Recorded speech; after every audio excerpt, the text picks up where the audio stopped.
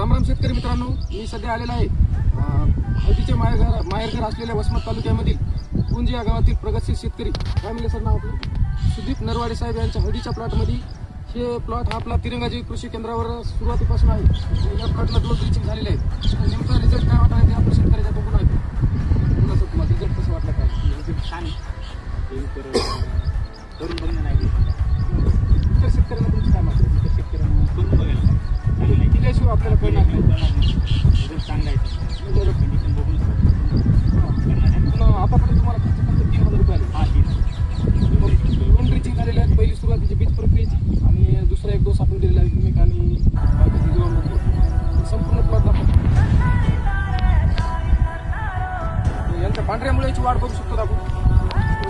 हळदीचं झाड आहे आणि इथून जवळपास ह्या बेडमध्ये मुळे आलेले आहेत.